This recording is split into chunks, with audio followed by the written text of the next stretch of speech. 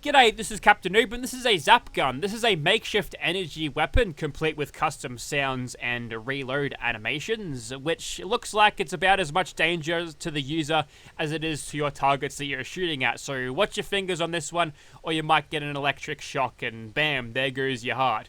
So this thing has a lot of customization options, allows it to tool into multiple different playstyles, and the versatility here is exceptional. It's like a pipe gun, but in energy weapon form. And there's a few attachments here that really suit the look and feel, the art direction, you might call it, for the energy guns in the vanilla game. So it's a really good looking weapon, but not so much now. Let's go into the attachments, and first of all, we've got the capacitors, and you'll see we've got the toaster capacitors now, but as you scroll down, you'll get stronger and stronger capacitors sourced from stronger things. So there's Sentry Bot, there's Mr. Gutsies, there's fission capacitors from the General Atomics robots, there's Assaultron head crystals like Kyber crystals, like Death Star laser crystals. Is that what we're talking about? There's also Corvega engine thrusters, which is really awesome, and the strongest you get for incredible damage is the mass fusion beryllium capacitors. It's the beryllium agitator you put into the reactor in mass fusion, or you take it out and use it to power Liberty Prime or the reactor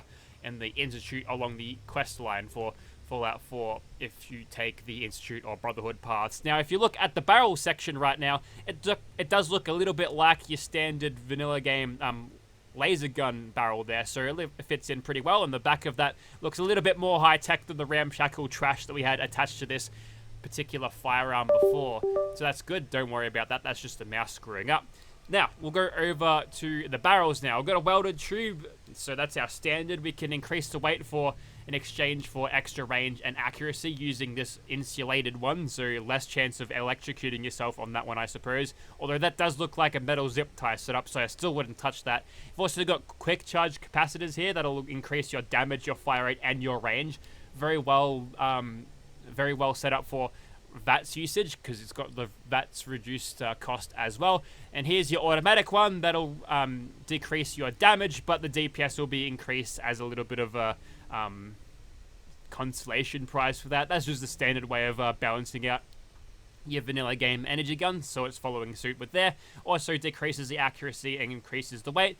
And the repeated combustion exciter is like your flamethrower barrel on your plasma gun, but it'll actually shoot like flame of flames. It's pretty cool. I'm going to create a bunch of these so we can show off these various different barrels, but I do love the modularity and versatility that we're getting out of this one. And the particle accelerator is like your Gauss barrel, so you'll get extra damage, a whole lot of extra damage. You've also got a little bit of ballistic damage and even more radiation flavored damage to go along with that one as well. So why not? We'll throw that one on. Now, for the grips, you can have a stock, which will change it into a rifleman form weapon, or a grip, which keeps it as a pistol form. Now, if you choose the improved capacity versions of those, they're your tier 2 variants, I suppose. You get an extra little boost of ammo capacity because there's extra batteries on that grip there.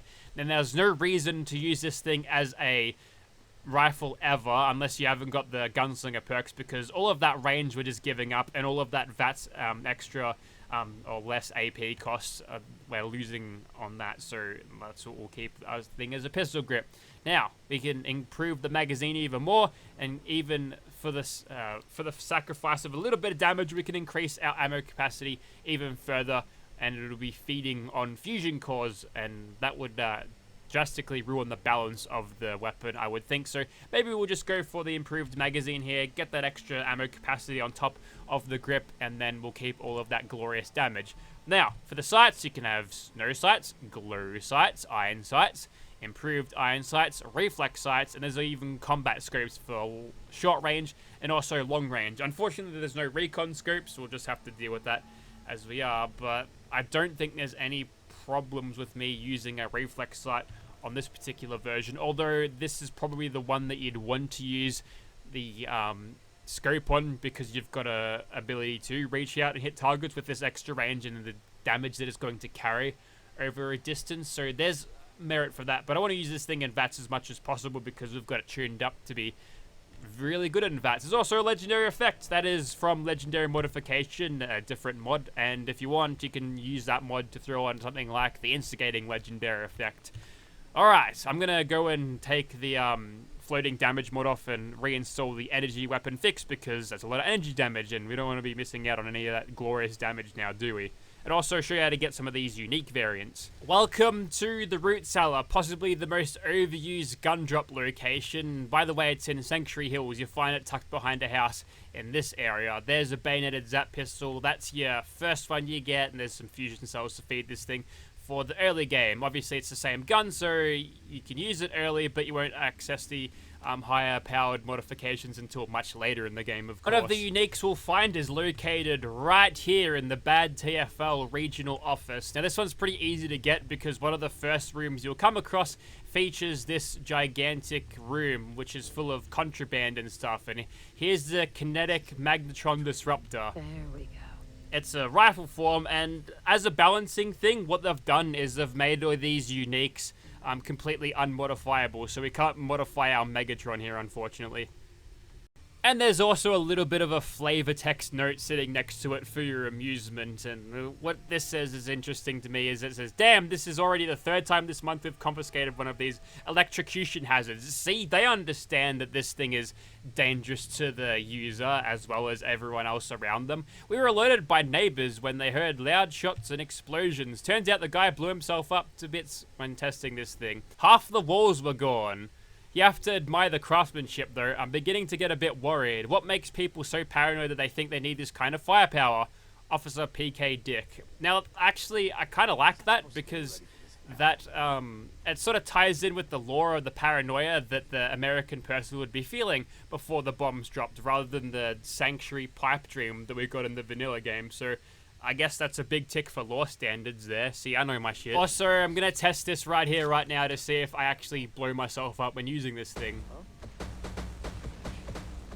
Nah, the next unique is located right here in the basement of Gunner's Plaza. We should all know where this place is by now. If you have trouble finding where to actually access the basement, if you go to the very top of the Gunner's Plaza, there's an elevator that'll take you directly to the room, but this is the alternate route, and you want to get up there where all of the crates are and where the boss is. Now, all of these gunners have been killed, unforeseen circumstances. They're all crushed by the fist of God in the form of console commands. But in the main room here, you'll find the crate here. That's just your standard trunk, and the antimatter zap rifle. That's a totally different stencil from it, and there's no notes on this thing. Actually, no, there it is. We actually get an extra 5% damage with energy weapons. That's the little flavor piece for it. That's cool. Well, turns out I'm a liar because this is not unique at all. It's just another standard version, but with the high-level parts for a high-level area. Yeah, you get the idea. It's also worth mentioning that the welded tube, wooden insulation, quick charge capacitor, and rapid induction phaser barrels also feature a muzzle slot, so you can attach a beam focuser, a splitter, a knife bayonet, or remove the muzzle if you don't want any of those. Righto, so I think this thing's got enough power to deal with the immersive Gunner's Plaza, so we'll give it a crack today. And I've removed the floating damage mod. We've got our fixed energy weapon damage calculations that might come in handy as we get into actually shooting. But here's what the zap gun, or the zap pistol as it were, looks like in first person. You'll notice this one's a very bolt action type operation of the weapon. It's like an energy weapon version of a pipe bolt action pistol. So that's why I've decided to use this thing, or tune this thing, very much for that. But then the gunners gave me the rifle version, so yeah, this is basically the same thing. In rifle version, I've got less range on this thing, ironically enough, but at least I can use two hands to stabilize the aim, right? I've got a scope to go along with it as well. This one is your automatic receiver. A little bit of recoil animation going on, but doesn't feel like it's going to be too hard to control. Here is the fusion converted flamethrower. Looks cool. And we'll have plenty of ammo capacity for that. That's a fast reload. You would have thought that putting a battery in would be a little bit more tedious. And here is the Megatron that we found. It's automatic and it fires these spheres in an arc. I don't know how good those things are, but it looks like it'll be a close range weapon only. Also, I love how there's a little bit of a... It fires faster in third person, but there's a little bit of a rotating doohickey thing at the top there. That's cool. I wonder how they did that. Maybe reverse engineered some rotary barrels. And last of all, this is the semi-auto barrel. It fires a non-hit scan projectile. It's actually pretty slow if you look in third person, actually, but if you use this thing in VATS, it's going to be pretty efficient and it'll do a whole lot of damage, so I think we'll be just fine. We might be looking at more of a VATS heavier playstyle here, but hey, we've got to play to the gun strengths, and it looks like it'll be utilized in VATS a lot, and that'll be what we're doing. That is not how you hold a broom, lady. Did I get a sniper knockdown from a target that I wasn't even shooting at? Well, that's weird. I'd imagine there's some splash damage going on that gives you a little bit of extra ability to knock things down that you aren't actually shooting at, and that crit definitely did the job there. Let's go over to something a little bit more close range now. Actually, technically it's longer range because this thing, it's got more range on its stat card than this, and it's going to be slightly better on VATS too. And as expected, it crushes everything in its path if you've got a lucky VATS build, so there you go. No problems with an endgame type weapon here, and I guess that's the beauty of it, because this thing, it's one of those guns that if you put time and effort into tuning it up and you know, figuring out how to play to its strengths, you can do a really good job with this thing. I didn't expect it to be this effective, but there we go. Anyways, looks like we've dealt with a lot of them the easy way. Let's make it a little more difficult. We'll go over to our automatic version. Now this one probably not going to do quite as well, but we do have that energy gun buff, so we can we can unlearn what we have learned about energy guns in this game.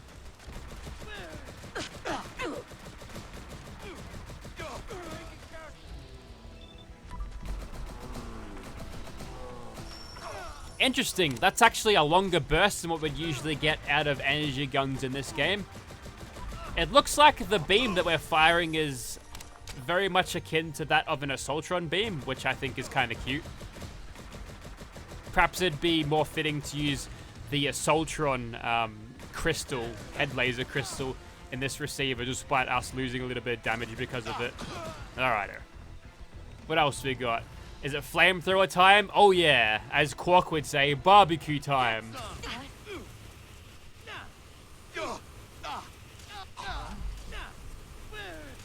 Wouldn't think that'd be the reaction of being set on fire, but these gunners, they make them tough. They eat their Wheat Bix in the morning, and particularly fireproof.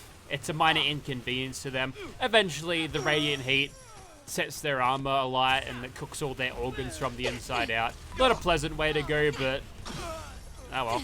They're taking it like a champ, and I guess that's what we can say about them. That's the maximum we can say. Anyways, let's use this version. The Magnetron, the gravity bomb. Damn. Oh, it's gonna ragdoll things. Yeah, I was definitely thinking along the vibes of the oh, it's a 3-round burst. That's crazy. Okay. Yeah, we're gonna see a lot of gunners. They're going to be their station will be changed to the moon, I think, but should be able to get him with splash damage here. Yep, that works. But yeah, definitely got that Lorenzo gamma gun feel about this thing when firing those projectiles, and those instincts apparently have not been misplaced. Oh yeah, lobber projectiles doing the homing thing where they break the laws of physics. You love to see it. I think this is the perfect breaching weapon, so maybe we'll put this in the on the shelf, in the backpack. Yeah, in the backpack for a while. Alright. So I expect this one to be good with AP costs in VATS, so if we want our VATS criticals back very quickly indeed, oh yeah.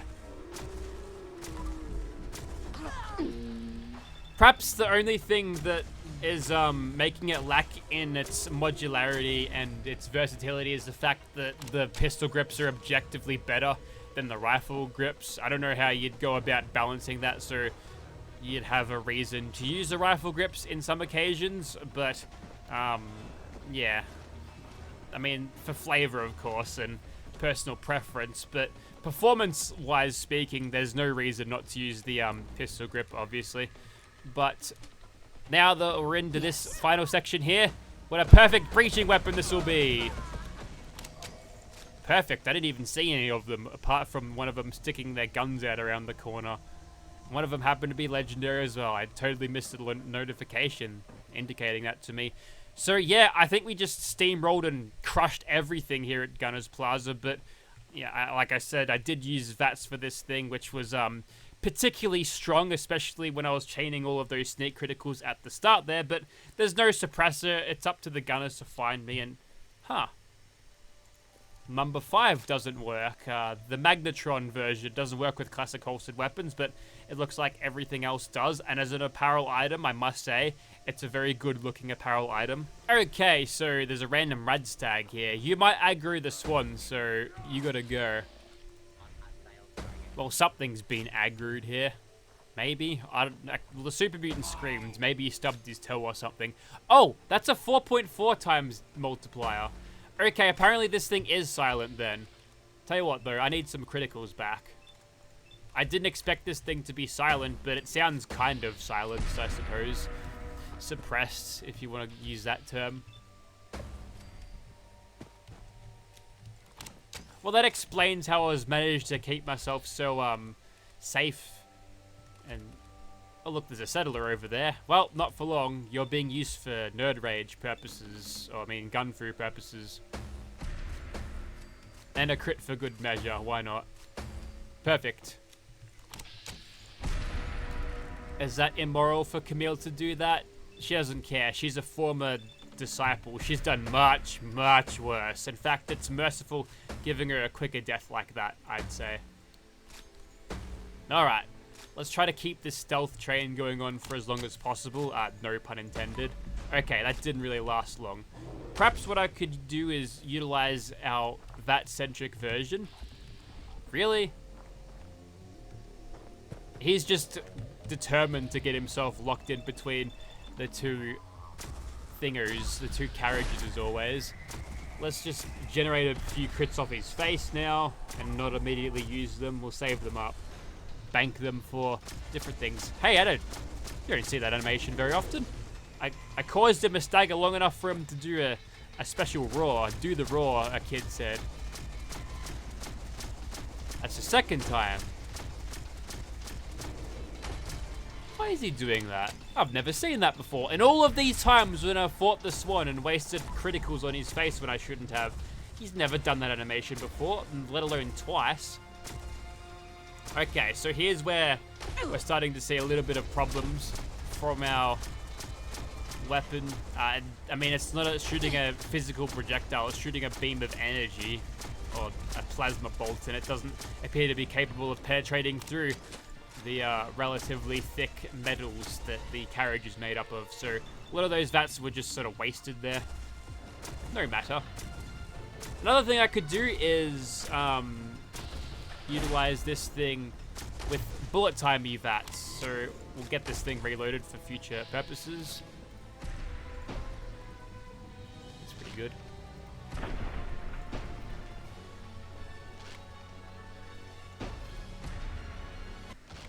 I actually have no idea how many crits I've got left on this thing. Perhaps a little bit of a waste to use them when I could easily just regenerate the criticals with this thing. Oh, that's helpful. Say if you were using standard VATs and it was all vanilla game stuff, you'll find that this thing will be firing about that fast in VATs anyway. That is not the dodge button. Let's get a little bit closer. Nope. Got full VATs criticals. We'll use every single one of them. This is almost like slam firing the thing, and that's just asking to get yourself electrocuted, don't you think? Anyways, now we shoot him in the face. Damn it. Mistimed that. Perfect. Now he's gotten bored with me, I suppose.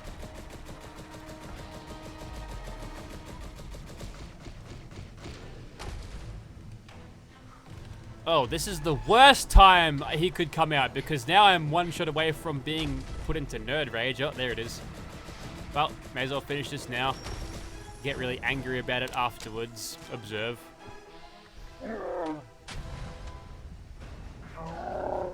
A little bit too late to be bad now, I think. Anyways, that's it for Swan. Let's move over to something a little bit more squishy that we might be able to kill slightly easier. Alright, let's see how fast we can do this whilst utilizing this thing. Ooh, the range is going to hurt us a little bit, not having those crits to immediately start the fight off. But luckily, we've got, what's it called? Concentrated fire to deal with it. That was a huge whiff. And now it might be the time for actual fighting. I'll take those headshots any way I can get them, though. And one more. Whiffed the 50-50 coin flip. Now it's time to go. Ah, the ever-useful stagger on the enemies. This thing might be hitting him just hard enough to keep him staggered every single time. Oh, yeah. Complete stun lock when we slam fire it, too, which is fun. Anyways, we'll swap the magazine and tactically roll out of the way. That definitely worked out for the best.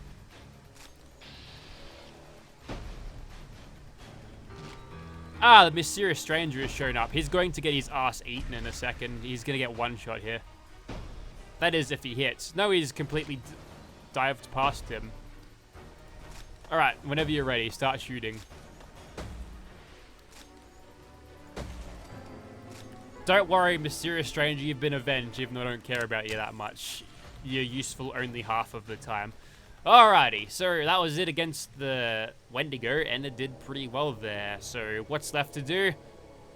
Something. So what's left to do at this point except for gang bash the rock lobster with a little bit of backup. So I've got a bunch of followers with me, all with varying different types of ones. Everything I've used throughout the video, they're going to be using. Kira's got the sniper version because, you know, she's always the sharpshooter in the XCOM campaigns, so it's fitting. Anyways, we'll go fishing.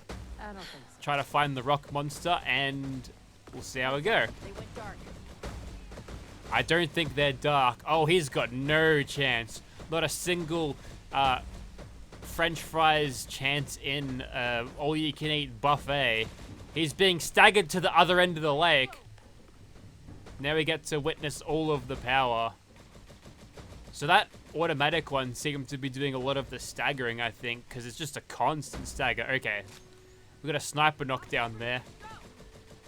Winter's covering everyone there, and Color's got an automatic as well, and the rest of them are just sort of firing from a range that might surprise you. A little bit of suppressive fire from Bridget. Just seems to get staggered every time Bridget shoots it. She might be the one that is stun blocking it. And whilst it is powerful in the hands of the player, even more so in the hands of a follower. At least a competent follower who's got the relevant combat perks, because, you know, we don't make them like Piper or Kate, who are either a journalist or a drug addict. Yuck, no. We make them strong. They're trained for combat, and they're like Navy SEALs, but in like Fallout. See, they live in a base, and they've been training in the ancient arts of combat, and they can swim too. See, we're getting into the Navy SEALs thing. Now, I don't think it's probably the smartest idea to swim around with a weapon like that, but maybe she disconnected the power supply before taking a dip. It's also very radioactive in there, so you're gonna end up getting sick or a cold or anything, or something like that. Anyway, so these followers are a cut above your standard vanilla game followers. Like, even Paladin Dance is a pansy compared to even Carla. Where's Carla? Every time I run a XCOM playthrough, she's like always one of the best rangers, but I know the time is nigh. Speaking of rangers, that's what Camille usually is. Anyways, so if you want to see this weapon in your game, check out the link in the description. Worth looking at. And I know for a fact this thing is available on Xbox. This mod's been out forever. I was meant to look at it when it first came out, but I got distracted. Probably by Fallout 76, but it's well worth the look at. I'm glad I come back to see it, and I'm glad that it was requested enough for me to actually pick it up, because it's a really fun weapon to use and worth having a download if you are interested. Thank you very much for watching, guys.